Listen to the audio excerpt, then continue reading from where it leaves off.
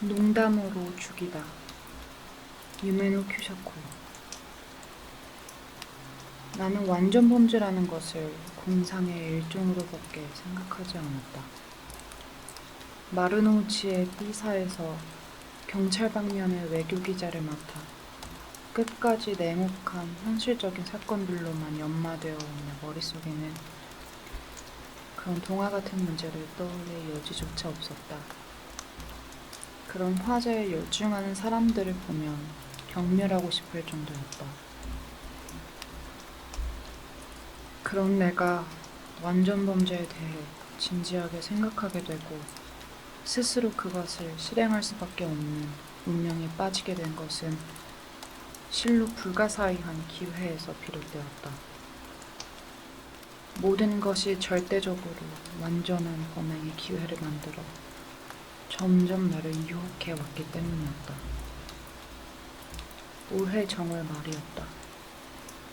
나는 평소와 같이 12시 전후에 회사를 나와 찬바람 속에 멈춰서서 좌우를 둘러보았다. 나는 매일 밤 회사를 나와서 마루노우치나 긴자방면을 어슬렁거리며 어딘가에서 한 장 걸치고는 가스미가 새끼에는 왼쪽 어두운 언덕을 천천히 올라 2시 정각에 산냄초의 하숙집으로 돌아가는 습관이 붙어 있었다. 그렇게 하지 않으면 잠을 잘 수 없었기 때문이었는데 오늘 밤은 어느 쪽으로 갈까 생각하던 참이었다. 그런데 내 앞으로 아슬아슬하게 한 대의 진흙투성이 포도차가 다가왔고 내 코앞에 더러운 장갑을 낀 새 손가락이 나타났다. 새 헌팅캡을 깊이 눌러쓰고 독감 방지용 검은 마스크를 쓴 젊은 운전사의 손가락이었는데 나는 곧바로 손을 흔들어 보였다. 그러나 자동차는 움직이지 않았다. 이번에는 운전사가 일부러 창문 쪽으로 얼굴을 가까이 대고 나에게만 들리는 가는 목소리로 공짜라도 괜찮은데요? 라고 했다. 웃고 있는 눈빛이었다. 나는 잠깐 당황했지만 곧바로 한번 고개를 끄덕이고 차 안으로 들어갔다. 이건 뭔가 기사거리가 될 것 같다고 생각했기 때문이다. 그러자 운전사도 뭔가 눈치챈 듯 목적지도 묻지 않은 채 속도를 내어 단숨에 스키야바시를 건너 긴자 뒷골목으로 들어갔다. 그때 나는 조금 두근거렸다. 점점 수상하다고 생각했는데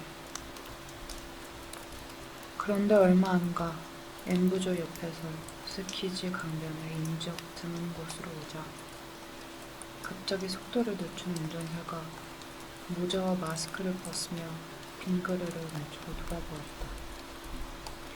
신문했으면 안 돼요? 나는 무의식적으로도 동그랗게 떴다. 그것은 2주일 전부터 수색 의뢰가 나와 있던 비영화사의 활극 여배우였다. 그녀는 한참 전에 어느 잡지의 기담 좌담회에서 딱 한 번 동석한 적이 있는 단발머리 모던 걸로 그때 내가 시도했던 살인예술에 관한 만담을 창백하게 긴장하며 듣고 있던 얼굴이 지금도 인상에 남아있는데 그녀가 여배우 생활에 실증났다는 이유로 스튜디오를 뛰쳐나와 도쿄로 도망쳐 들어오더니 하필이면 삼nen초의 하숙집 바로 근처에 있는 작은 허름한 집을 빌려 도시락 생활을 시작했다는 것이다. 그리고 남자 같은 분명히 운전면허증을 가지고 있는 것을 다행으로 여기며 그 근처에 연세 택시 운전사로 변장해서 이제는 안심이라는 자신감이 생기자 유유히 나를 이행하기 시작했다고. 그녀는 웃으며 이야기했다.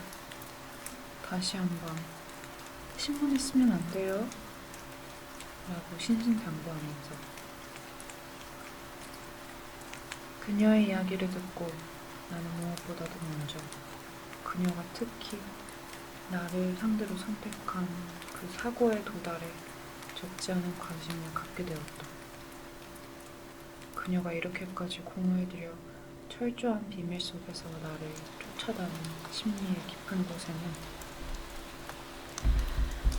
무언가 연애 이상의 어떤 것이 숨어 있으니 틀림없다고 느껴졌다. 그 심리의 정체를 밝혀보고 싶어졌다. 동시에 그녀의 남장 솜씨에도 더 흥미가 끌려 그대로 둘이서 절대로 안전한 비밀 생활을 시작하기로 자동차를 빙빙 돌리며 협의했다. 그 결과 나는 매일 밤 회사 일이 끝나면 이의 습관을 이용해 1시간만 그녀의 집에 들르기로 했다. 그녀도 계속해서 매일 운전사 차림으로 시내를 돌아다니기로 했다. 그리고 내 앞에서만 여자가 되기로 정했다. 하루에 딱 1시간만. 매우 간단했다. 게다가 그것만으로도 우리의 비밀 생활은 100%의 안전을 보유하고 있는 셈이었는데, 그런데 이 100%의 안전이 그대로 완전한 범죄의 유혹이 되어 나를 덮치게 된 것은 그로부터 얼마 안 있어서였다. 두 사람이 비밀 생활이 시작된 지 일주일도 채 되지 않아 그녀의 성격에서 상상도 못할 이상함이 적나라하게 내 눈앞에 드러나기 시작하면서 들었다.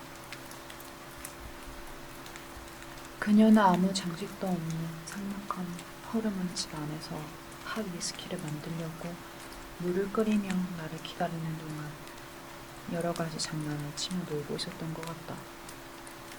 물론 나는 그녀가 무언가 특별한 취미를 가지고 있다는 것 같다는 걸 첫 만남부터 눈치채고 있었지만 그것이 처음으로 내 눈에 닿을 때까지는 설마 이렇게 지독한 취미일 줄은 꿈에도 상상하지 못했다.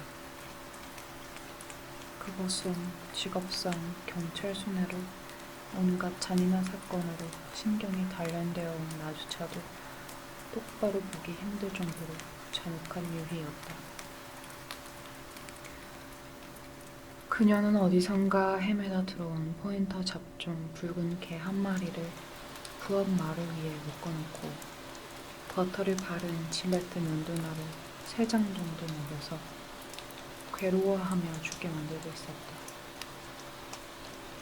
물론 내가 그녀의 공간을 밀었을 때는 이미 걔는 픽업함 속에 머리를 내던지고 눈을 희미하게 뜬 채였지만 그래도 마루 위에 가득 남아있는 피투성이 고통의 흔적을 한눈에 보기만 해도 소름이 돋았다. 왜 더 일찍 오지 않았어요? 당신한테 보여주려 묻거든는데. 있잖아, 질레트를 먹이면 말이야. 씹으려는 순간에 어금니 바깥쪽에 걸려서 좀처럼 떨어지지 않는 거야. 그래서 괴로워하면서 딸꾹질 같은 손을 쉬면서 미친 듯이 돌아다니는 거지. 그런데 이 개녀석이 욕심쟁이라 3장을 한꺼번에 먹었더니 결국 한 장을 삼켜버릴 것 같아. 그래서 죽은 게 틀림없어. 딱 45분 걸렸어, 죽을 때까지. 정말 재미있었어. 손도 못 쉴 만큼. 걔란 정말 바보야. 정말. 당신 미안한데 이 개한테 돌을 묶어서 뒤쪽 고장난 우물에 던져줄래? 앞쪽 테니스장 울타리 밑에 돌이나 철사 같은 거 얼마든지 굴러다니니까 마루에 피는 내가 호스로 씻어놓을게. 응? 응? 그렇게 말하는 사이에 그녀는 갑자기 눈을 반짝반짝 빛냈다. 생각할 사이도 없이 버터와 개냄새가 밴 양손을 내밀어 갑자기 내 목에 덤벼들더니 가솔린 냄새가 나는 키스를 몇 번이고 내 뺨에 눌러댔다. 하지만 나는 아까부터 토할 것 같은 기분이었다. 그런 여러 가지 냄새 속에서 헤아릴 수 없을 만큼 잔인한 그녀의 성격을 생각하게 되었기 때문에 그것이 그녀의 키스를 받는 동안 점점 참을 수 없게 되었기에 나는 단단히 눈을 감고 있는 힘껏 힘차게 그녀를 밀어넣고 그 박자에 그녀는 쿵 하고 다다미 위에 엉덩방아를 찧었다. 그리고 그대로 어색함을 감추려는 듯 양말을 벗으며 크게 웃기 시작했다. 안 돼요, 당신은. 내 기분을 모르는군요. 하지만 곧 분명히 알게 될 거예요. 당신이라면 분명. 나는 여전히 눈을 감은 채 머리를 세게 좌우로 흔들었다. 그런 그녀의 마음을 너무나 잘 알 수 있었기 때문에 그녀가 이런 유희의 자극으로 자신의 성적 흥분을 특이한 상태로까지 고조시키는 습관을 가진 일종의 특별한 여자라는 것을 이때 비로소 알게 되었기 때문에 그리고 동시에 그녀는 나를 그녀의 이런 취미의 유일한 공명자로서 첫 대면부터 눈여겨보고 있었음이 틀림없다. 그 마음까지도 생생하게 고개가 끄덕여졌기 때문에 그것은 그녀 자신도 눈치채지 못한 그녀의 맹목적인 감정이었을 것이라고 생각된다. 그 맹목적 감정이 한참 전에 기담 좌담에서 내가 시도한 만담에 자극받아 눈을 뜬 결과 이런 취미에 사로잡히게 되었다. 그리고 그 결과 그녀는 이렇게 모든 것을 버리고 본능적으로 나와 결합하게 된 것이 아닐까? 그것을 그녀는 나를 사랑하는 것처럼 착각하고 있는 것이 아닐까? 여기까지 생각이 미치자 나는 무의식적으로 또 한 번 머리를 세게 좌우로 흔들었다. 머리카락이 소름 끼치고 등골이 오싹하기 시작했기 때문에 게다가 그녀의 이런 심리는 그로부터 또 2, 3일 후에 그녀가 고깃덩어리를 걸어둔 낚싯바늘로 근처의 길고양이를 낚아서 당겼다 놓쳤다 하며 놀고 있는 것을 발견했을 때 더욱 깊숙이 각인되었다. 동시에 그녀가 이런 취미의 결동으로 나를 선택한 것이 큰 착오였다는 것. 내 안에는 그녀가 상상한 것 이상의 무서운 것이 숨어 있었다는 그런 사실까지도 스스로 명확히 깨달았다. 그녀는 그때 내 비위를 맞추려는 것 같았다. 낚싯줄 끝에 걸린 한 마리 얼룩무늬 고양이를 여기에 쓰기조차 기분 나쁜 온갖 잔인한 방법으로 괴롭히면서 참을 수 없을 만큼 배로 움켜쥐고 웃으면서 즐기고 있었다. 소리도 낼 수 없는 채 눈에 크게 뜬 그 고양이의 참을 수 없는 모습을 있는 힘껏 식은땀을 흘리며 똑바로 보고 있는 동안 나는 내 신경이 눈에 보이기 무서운 방향으로 싸늘하게 식어가는 것을 느꼈다. 이 여자는 유해무익한 존재다. 이 여자는 지상에 있는 온갖 법률상의 죄인 중 그 누구보다도 소극적이고 하찮은 존재다. 동시에 그 누구보다도 저주스럽고 혐오스럽고 끈질긴 존재임은 틀림없다. 이 영화는 외국의 잔혹동화에 나오는 여성들의 성격을 더 작게 하고 더 현대적으로 극단화한 본능의 소유자다. 게다가 이 여자는 이런 취미를 위해 일부러 여배우 생활을 뛰쳐나와 인간 세계에서 멀어져 이런 곳에 숨어 있는 것이니 내 눈에 띈 동물 외에 아직 얼마나 많은 동물의 사체를 뒤쪽 고장난 우물에 던져 넣었는지 알 수 없다. 이 여자는 도저히 내가 참을 수 없는 하나의 심각한 악몽이다. 동시에 사회적으로도 지극한 악몽적 존재임이 틀림없다. 그런 생각들을 응시하며 부엌의 어두운 곳과 마주보고 눈을 크게 뜬 채 있는데 등 뒤에서 보라노문 커브를 도는 막차의 삐걱거리는 소리가 멀리 길게 울려왔다. 나는 소름이 끼쳐 무의식적으로 이마에 식은땀을 쓸어 올렸다. 그녀는 어느새 고양이 서체를 그것은 살아있는 것이었을지도 모른다. 우물 속에 던져 넣어버린 듯 침대 속 전기 콘타츠에 몸을 녹이며 기분 좋은 듯이 눈을 감고 있었다. 내가 그녀를 죽여야 하는 운명을 생생하게 느낀 것은 실로 그 순간이었다. 동시에 그 운명이 눈에 보이게 불가항력적으로 큰 매력이 되어 바짝바짝 나를 에워싸고 숨도 쉴 수 없을 만큼 점점 나를 유혹하기 시작하는 것도 실로 그 잠든 얼굴을 내려다본 다음 순간부터였다. 이 악몽을 이 세상에서 말살할 수 있는 사람은 이 세상에 단 한 사람뿐이다. 여기 우뚝 서 있는 나 딱 한 사람뿐이다. 이 여자를 죽이는 것은 나의 사명이다. 아니 이 여자는 나와 첫 대면 때부터 이렇게 될 운명이었던 것이다. 그 증거로 이 여자는 이렇게 절대적으로 완전한 범죄를 내가 이루도록 스스로 나아가 여기 와 있지 않은가. 그리고 이렇게 조용히 눈을 감고 내 손에 걸리기에 절호의 기회를 만들면서 기다리고 있지 않은가. 나는 그녀의 사체를 여기 눕혀두고 전등을 끄고 평소 시간대로 화숙집으로 돌아가면 되는 것이다. 아무것도 모른 채 잠들어버리면 되는 것이다. 그리고 내일 밤부터 또 예전처럼 산책을 반복하면 되는 것이다. 운명. 그렇다. 운명이 틀림없다. 이것이 그녀라면.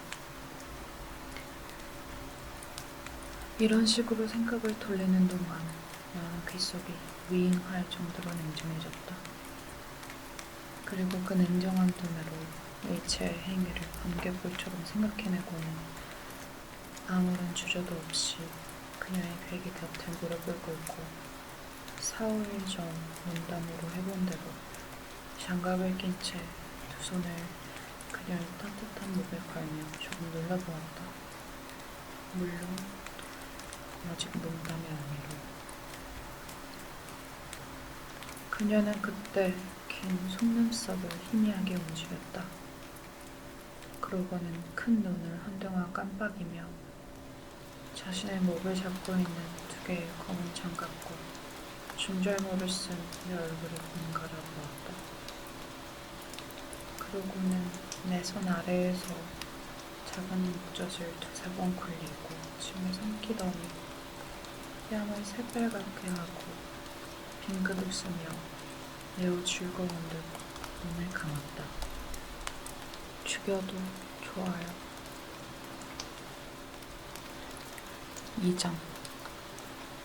내가 왜 그녀를 죽였는가?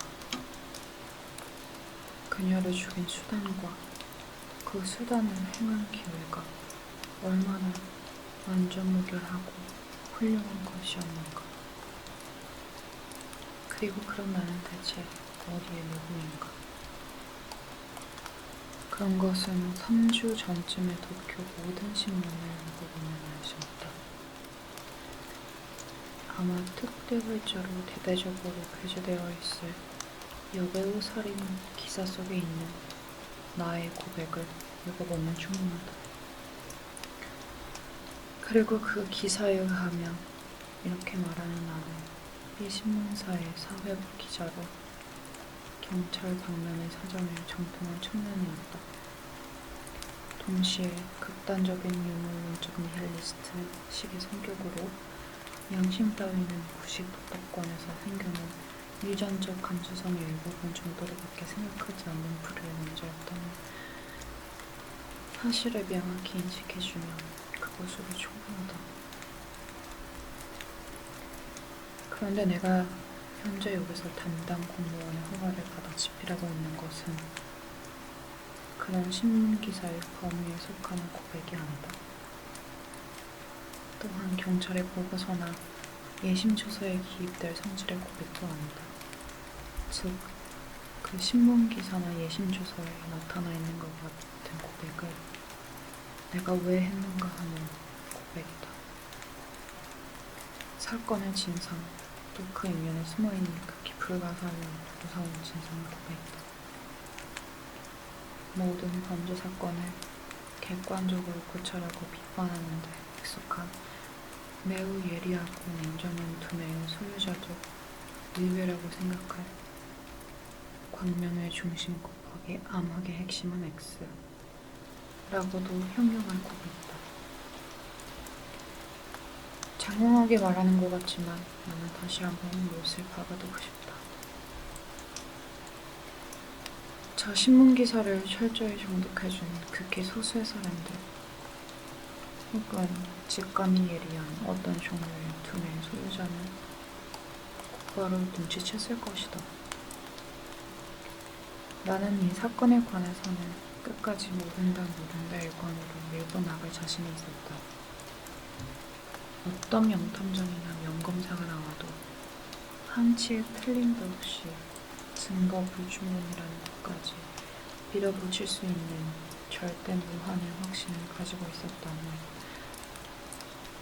내 주장을 유감없이 수긍해 줄 것이다. 그럼에도 불구하고 그럼 내가 왜 스스로 나서서 내 죄상을 들이대고 말하는가? 한 걸음 더 들어가 말하면 양심이라는 것의 존재 가치를 절대적으로 부인하는구나. 동시에 내 손에 걸린 그녀에 대해서는 한 톨의 동정조차 남기지 않았을 터인 내가 왜 이렇게도 허무하게 자백을 해버렸는가? 그냥 짐작으로 던진 형사의 손에 왜 이쪽에서 나아가 걸려들어갔는가? 이런 의문은 저 기사를 진정한 의미에서 정독해준 몇몇 사람들의 머릿속에 필연적으로 떠올랐으리라 생각한다. 왜 내가 자백했는가? 라는 큰 의문에 일직선으로 부딪혔을 것이라 여겨진다. 그런데 이상한 것은 이 사건을 담당한 경찰관이나 재판소 사람들은 이런 것을 전혀 문제 삼지 않는 것 같다. 현재 나를 미결감에 집어넣고 있으면서도 이 점에 관해서는 한 사람도 의문을 제기한 사람이 없는 것 같다. 그것은 이 점에 대해 나에게 신문한 적이 한 번도 없다는 그런 사실이 무엇보다 분변적으로 증명하고 있다. 하지만 생각해보면 이것도 무리가 아닌 이야기다.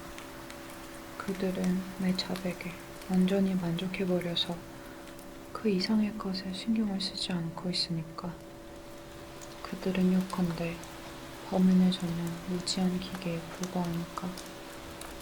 그리고 그런 기계가 되어 월급을 받기에 그들은 너무나 바쁘니까. 그래서 나는 이 글을 그들의 참고에 제공하려고 쓰는 것이 아니다. 저 기사를 정독해주고 내 자백 심리에 대해 의문을 일으켜준 소수의 똑똑한 독자들과 일부러 나를 위해 담당 공무원의 허가를 받아 이 종이와 연필을 차입해준 국선 변호사에게 그저 작은 기념품 삼아 쓰고 있는 것이다. 그리고 나의 완전 범죄를 청산해 버리고 싶은 의미에서 나는 그녀의 죽음 후에 어떠한 범죄 흔적도 남기지 않은 빈집을 나와 영화로 냉각된 한 담의 콘크리트 위를 유유히 하숙집 쪽으로 걸어 돌아갔다. 그것은 항상 신문사에서 돌아오는 길에 산책하던 대로의 걸음걸이였는데 너무 추운 탓인지 길에는 개 한 마리 없었다. 다만 가로수의 곳곳에 나는 낙엽이 크롬색 별 하늘 아래에서 있는 듯 없는 듯한 바람에 휘날휘날 움직이고 있을 뿐이었다.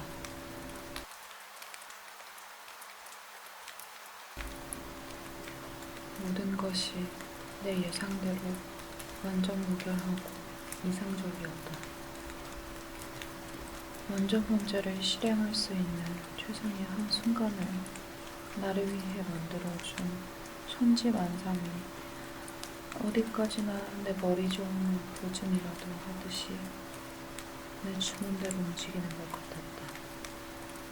시험삼아 하숙집 문간에 서서 처마 등불에 손목시계를 비춰보니 항상 돌아오는 시간과 1분도 다르지 않았다. 그녀는 이제 이것으로 완전히 과거의 존재로서 내 기억의 세계에서 흘러가 버린 것이다. 그리고 나는 이제부터 당분간 매일 밤 그대로의 산책을 반복하면 되는 것이다. 저 빈집에서 그녀와 미래하는 것만 빼고. 그렇게 생각하며 나는 하숙집 현관의 호출벨을 눌러 빗장을 열어준 졸린 얼굴을 가정부에게 인사했다. 평소처럼 고마워요 좌절하고 그때 장부 위에 걸린 기둥시계가 나른한 듯이 2시를 쳤다. 그 시계 소리를 귀에 담으며 나는 신경의 끝끝까지도 정연하게 구두끈을 풀 수 있었다. 그리고 평소의 걸음걸이로 고개를 숙인 채 계단을 올랐는데 그곳은 스스로 감탄할 만큼 평온해 졸린 듯한 발소리가 되어 한밤에 2층과 1층에 울려 퍼졌다. 이제 괜찮다. 아무도 허점이 없다. 이제 계단 위 바로 옆에 있는 내 방으로 들어가 평소처럼 담배를 한 개를 피우고 이불을 덮어 쓰고 자면 되는 것이다. 모든 것을 잊고. 그런 생각을 하며 넓은 계단을 반쯤 올라 거기서 직각으로 오른쪽으로 꺾이는 곳에 있는 한 칸 사방 정도의 널빤집 위까지 왔을 때 그곳에서 평소의 습관이 나왔던 것일까? 아무 생각 없이 얼굴을 들었는데 나는 무의식 중에 깜짝 놀랐다. 조금만 더 있었으면 소리를 질렀을지도 모른다. 나와 나가 마주보며 우뚝 서 있는 것이었다. 널빤지 정면 벽에 끼워져 있는 등신대 거울 속에 계단 반대편에서 올라온 것이 틀림없는 내가 머리 위에 노란 10촉짜리 전등에 비춰주며 멈춰서서 나를 가만히 응시하고 있는 것이었다. 창백한, 매우 평온한 듯한. 그러면서도 어딘가 모르게 범인 같은 싸늘한 안색을 하고 밑바닥까지 긴장한 공허한 눈을 뜨고. 이 거울의 일은 전혀 예상하지 못했다고 깨닫는 동시에 나는 내 모든 신경이 생각지도 않게 아찔해지는 것을 느꼈다. 내 완전 범죄를 지금까지 보증하고 지지해주던 일체의 것이 내 등 뒤에서 갑자기 와르르르 무너져 내려가는 소리를 들은 것처럼 생각됐다. 동시에 도망가듯 옆 계단을 뛰어올라 또 초입을 내 방으로 구르러 들어가는 자신을 느낀 것 같았다. 하지만 이내 그 다음 순간에는 원래대로 굳어져서 널빤지 한가운데 막대처럼 서 있는 채 거울과 마주한 자신을 발견했다. 자기 자신에게 내 자신을 들여다보는 것 같은 당황한 기분 그대로. 그러자 그때 거울 속에 나가 그 검고 날카로운 눈빛으로 나에게 명확히 이렇게 눈여겼다. 너는 그렇게 가만히 서 있으면 안 되는 거다. 오늘 밤에 한해서 이 거울 앞에서 그런 식으로 특별한 행동을 하는 것은 매우 위험한 일에 몸을 노출하는 것이다. 1초 망설이면 1초만큼 더 자신이 범인이라는 것을 자백하면 계속하는 것이 되는 거다. 하지만 그렇게 신경을 동요시킨 채 나의 앞을 떠나는 것은 더더욱 위험하다. 너는 지금 바로 이 모든 신경을 항상대로의 냉정함과 되돌아가게 해야 한다. 그리고 평소처럼 평온한 걸음걸이로 이 오른편 계단에 올라 자기 방으로 돌아가야 한다. 알겠나? 아직 움직이면 안 돼. 너 신경이 아직 떨리고 있어. 아직.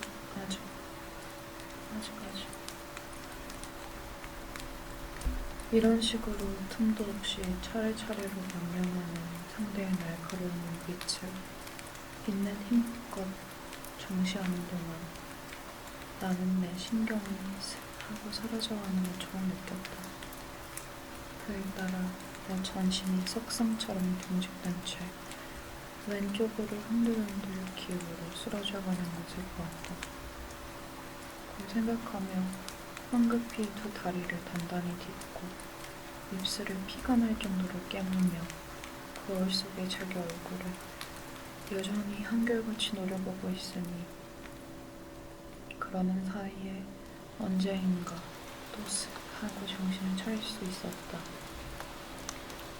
겨우 오른손을 움직여 주머니에서 손수건을 꺼내 얼굴에 가득 흐르는 식은땀을 닦을 수 있었다.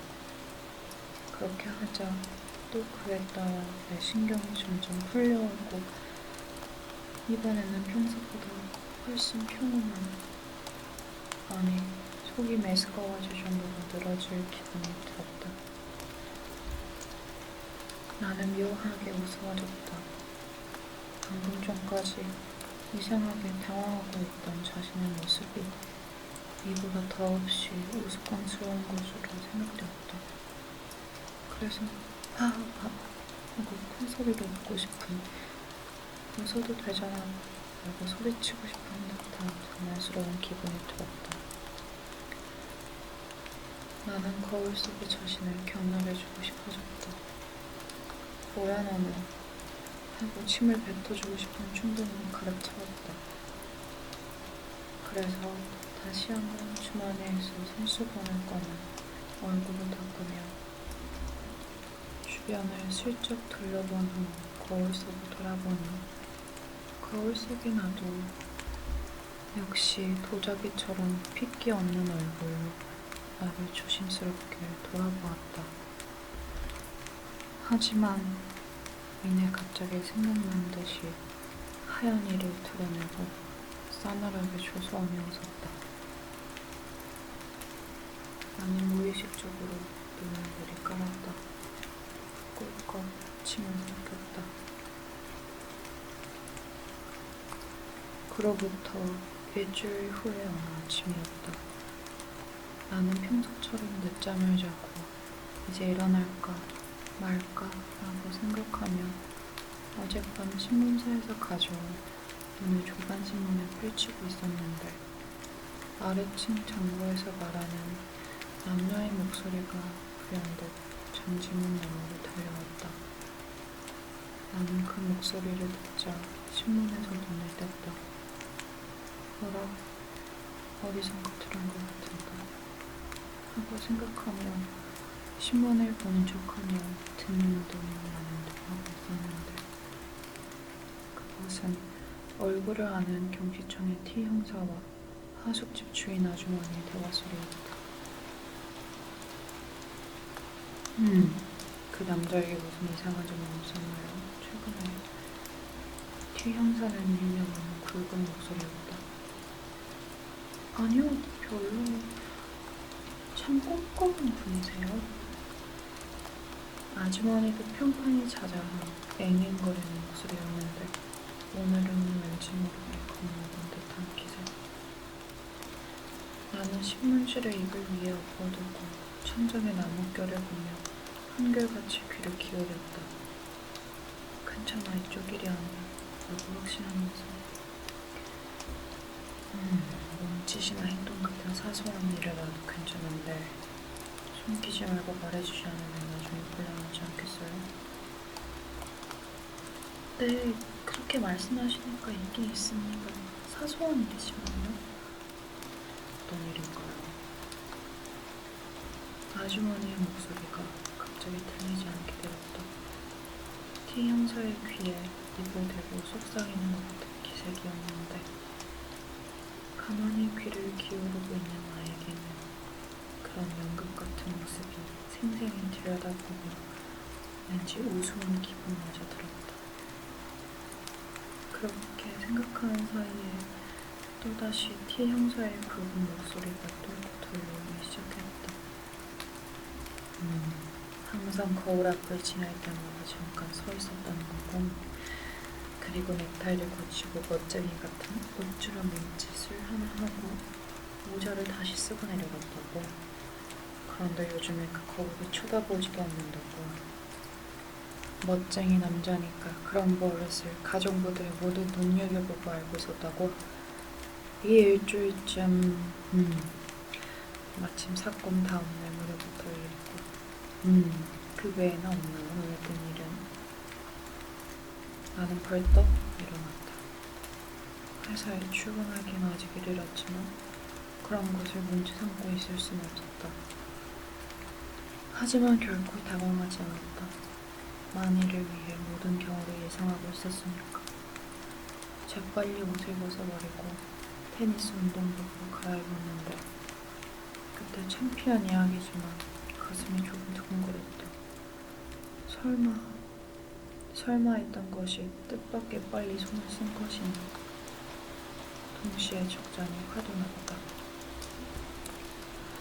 아무래도 가장 손이 많이 가는 최후의 수단을 취하지 않으면 안 될 것이 예상되었기 때문에. 저놈들은 항상 이런 당 떨어진 식의 견당시설 하니까 곤란하다. 정당하게 움직이지 않는 증거를 잡아온다면 100년이 걸려도 역겨울 리건했는데.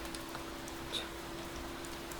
게다가 지금 나를 걸어 잡으려는 트릭의 천박함이라니. 그런 낡은 수법에 걸려들 내가 될 줄 아나? 하고 말하고 싶지만 이번만 특별히 걸려들어주지. 그 낡은 수법을 이용해주지. 그 대신 한치도 틀림없이 증거 불충분이 되도록 해볼 테니 그때 억울해하지 마. 그런 생각을 하며 운동복 위에 스웨터를 따뜻하게 껴입고 지갑을 엉덩이 주머니에 밀어넣고 헌팅캡과 소형수건과 라켓과 운동화를 안고는 비누를 발라 밑거름에 좋게 둔 장시문을 살짝 열고 뒷골목에 지붕을 내다버리는 2층 복도로 나왔다. 거기서 혹시나 해서 앞뒤를 둘러보았지만 아무도 없었다. 잘 됐다. 혹시 방금 전 연극이 아니었을지도 모른다. 도망갈 여유가 충분히 있을지도 모른다. 하지만 아직 골목까지 나가봐야 알 수 있다.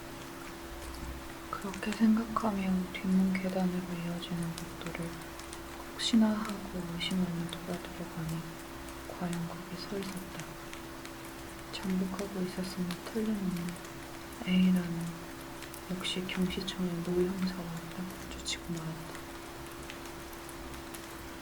나는 그때 헉 하고 눈을 동그랗게 뜨고 주춤했다. 생각한다. 왜냐하면 이 A라는 노 형사가 나오는 것은 거의 10종 팔고 확정된 범인을 체포할 때로 정해져 있었기 때문에. 그리고 그날 밤 본 거울 속의 자기 모습을 그 순간 슬쩍 떠올린 것 같았기 때문에. A 형사는 얼룩덜룩한 무성한 수염을 쓸어내리며 싱그러졌다. 야, 일찍부터 어디 가는가? 나는 두세 번 눈을 깜빡였다. 곧바로 웃으며 뭔가 그럴듯한 변명을 하려고 했지만 그 찰나에 또다시 거울 속의 자기 모습이 눈앞을 가로막은 것 같은 기분이 들어 무의식 중에 라켓을 든 손으로 양쪽 눈을 비벼댔다. 잠깐. 나는 스스로도 연기가 서툰 것을 깨달았다. 겨드랑이 밑에서 식은땀이 뚝뚝 떨어지는 것을 알 수 있었다. 노 형사도 당연히 내가 평소와 다르게 당황하는 것을 눈치챈 것 같다. 마음으로는 얼굴 근육을 긴장시키며 생각했었다. 잠깐 어디로? 테니스를 치러 가는 겁니다. 약속이 있으니까요. 노 형사는 유유히 나를 위아래로 살펴보았다. 여전히 턱을 쓸어내리며 어디? 나는 여기서 겨우 웃을 수 있었다. 어떤 의미가 어긋났는지는 모르지만 히비오 코트입니다. 오늘 무슨 업무신가요? 잠깐 와줬으면 하는 일이 있어서 말이야. 저한테요? 대단한 일은 아니라고 생각하지만 그렇지 않을 겁니다. 뭔가 저한테 혐의를 두고 있는 거죠. 평소처럼 직설적으로 하는 것이 최선이다. 라고 예전부터 각오하고 있던 결심이 이때 겨우 섰다. 나는 과감히 그렇게 말해줬다. 그러자 과연 노 형사의 미소가 눈 깜짝할 사이에 쓴 웃음으로 변했다. 상당히 당황한 것 같다. 그런 게 아니야. 자네는 신문사 사람이잖아. 나는 속으로 노래를 불렀다. 여기서 이 형사를 화나게 해서 무턱대고 나를 체포하려 하면 더 불안정이다. 하지만 그렇지 않습니까? 대수롭지 않은 문건이었다며 전화를 해주시는 편이 빠르지 않습니까? 아직 회사에 출근할 시간도 아니니 바로 갈 수 있지 않습니까? 노 형사의 얼굴에서 웃음이 완전히 사라졌다. 의심 많은 눈빛을 초롱초롱하게 하며 다시 한번 나를 위아래로 살펴보았다. 그 얼굴을 이쪽에서도 동시에 위아래로 살펴보는 동안 나는 완전히 침착함을 깨닫겠다. 머리가 얼음처럼 되어 모든 방향으로 싸늘해졌다. 나는 사태가 쉽지 않으니 다시 한번 직감했다. 노 형사가 나를 쉽게 범인 취급하려 하지 않는 것은 증거가 불충분한 채로 나를 확실한 범인으로 노리고 있다는 증거다. 그래서 어떻게든 나를 당황하게 해서 부주의함, 돌이킬 수 없는 허점을 드러내게 하고 나서 딱 붙잡아 누르려고 시도하는 이 형사 특유의 미련한 흥정임을 잘 알 수 있었다. 하지만 경시청에서는 어떻게 나한테 눈을 붙인 걸까? 그 상황에 따라서는 서두르지 않는 것이 나을 것 같기도 한데 알아. 그렇게 생각하며 그저 1, 2초 정도 망설이는 사이에 노 형사는 또다시 싱긋싱긋 웃으며 내 귀에 입을 가까이 댔다. 그리고 내가 몸을 빼기도 전에 속삭이기 시작했는데 그 말하는 내용을 들어보니 내가 상상하던 것과 한마디 한 글자 다르지 않다고 해도 좋을 내용이었다. 자네 순순히 따라오고 나쁘게 생각하지 않을 테니까. 응? 자네는 저 여배우가 살해당한 빈집 근처에 살고 있지. 그리고 매일 밤 회사에서 돌아오는 길 저 집 앞을 지나가지. 그리고 수법이 매우 선량하고 아무런 충고가 남아있잖아. 상당히 머리와 팔이 뛰어난 사람이고 수법을 잘 아는 사람의 짓이 틀림없다고 해서 극비로 연구한 결과 자네 안테나트를 본 거야. 별다른 증거가 있는 건 아니야. 그러니 나올고자 나오면 분명 중과 불충분이래. 이건 절대로 보증할 수 있어. 알고 있지? 이건 직무를 떠나서 진심으로 자네를 돕고 싶은 마음뿐에서 하는 말이니까 믿어주지 않는 곤란해. 자네는 머리가 좋으니까 알겠지. 나도 자네한테는 지금까지 몇 번이고 일로 도움을 받은 적이 있으니까 말이야. 어? 이 말 속에 담긴 무시무시하고 가증스러운 함정이 안 보이는 애가 아니었다. 동시에 그 이면을 긁어내며 나아가려면 내 방침을 생각하고 무의식 중에 미소 짓고 싶어졌다. 하지만 나는 그런 기색을 얼굴에 드러내는 듯한 바보 같은 짓은 하지 않았다. 그는 가만히 손을 벌려들어 조금이라도 망설였다가는 그 망설임이 그대로 유죄의 증거가 될 것을 재빨리 머릿속에 떠올린 나는 무 형사의 말이 끝나기 감잡게 내뱉었다. 안 됩니다. 농담은 그만하십시오. 저를 끌고 가면 당신들의 체면에 설 수 있겠지만 제 체면 어떻게 됩니까? 체면뿐만 아니라 밥벌이가 끊기지 않습니까? 후원무치도 정도가 있지. 실례합니다. 비키십시오. 하고 큰 소리로 화를 내며 무용사를 밀치고 뒷문 계단 쪽으로 가려고 했는데 이때 내 복부의 상태는 스스로도 진짜로 박진감 넘치는 걸작이었다고 생각한다. 무용사의 끈적끈적한 교활한 수단이 정말로 답답하고 화가 났으니까. 하지만 이런 내 행동이 점점 무사히 통과되지 못할 것이라고 잘 알고 있었다. 무용사는 내가 생각했던 것보다 센 힘으로 재빨리 내 어깨를 붙잡아 끌어당겼다. 그리고 라켓과 신발을 든 손을 그저 살짝 쳤다고 생각했는데 딱 하고 상뜨거나 수갑을 쳐버렸다. 그리고 내 뒤편 처마 끝에서 T 형사와 또 한 명의 신출내기 같은 젊은 형사가 기다리고 있었다는 듯이 모퉁이에서 나와 내 등 뒤에 가로막아 서버렸다. 나는 그 가운데서도 아는 두 형사의 얼굴을 일부러 이상한 듯이 둘러보았다. 그러고는 어찌나 체면 없는 꼴로 힘없이 고개를 숙이는 박자에 무의식 중에 휘청휘청 비틀거리며 옆 벽에 쿵 하고 등을 기댔고 뒤에서 T 형사가 성큼성큼 다가와 잠깐 인사하듯 내 얼굴을 들여다보았다.